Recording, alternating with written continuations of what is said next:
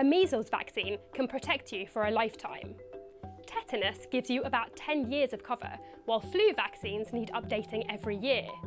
When it comes to COVID-19, we're very confident the jabs are safe and effective, but we're still not sure exactly how long their protection will last. So, why do some vaccines protect you much longer than others? Vaccines train your immune system to recognise a specific threat, such as a virus, and produce the right weapons to fight it off, including bug-busting proteins called antibodies. The first thing to think about is how quickly the virus changes. The vaccine against measles provides lifelong protection, partly because the virus is quite stable and doesn't really mutate. So, once your body is familiar with it, it will be easy to recognise whether you meet it again in 1 year's time or 50. On the other hand, flu viruses evolve very quickly. A vaccine will train your immune system to recognise one strain, but it may not be very good at protecting you by the next winter when the virus could look very different. Experts think the virus that causes COVID falls somewhere in between.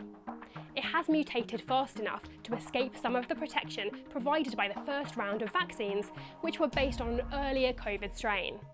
But the immune system can still recognise it enough to block a lot of infections and to protect most people from getting very ill if they do become infected with a different COVID variant.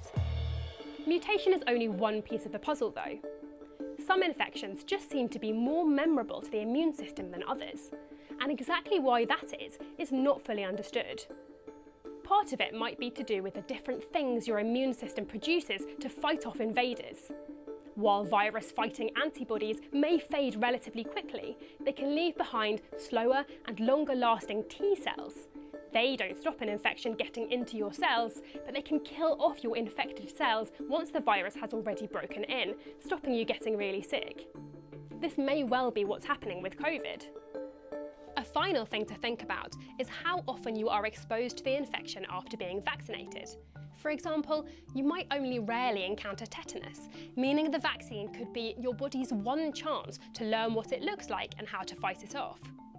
After a few years, this memory of the infection will fade as it hasn't been given any refreshers, meaning extra shots may be needed, particularly if you step on a rusty nail or get dirt in a wound. You might come across other infections, like previously common childhood infections, mumps or rubella, lots of times after being vaccinated, refreshing your immune system's memory and keeping it in fighting shape. Experts say COVID will probably remain a common infection that continues to circulate.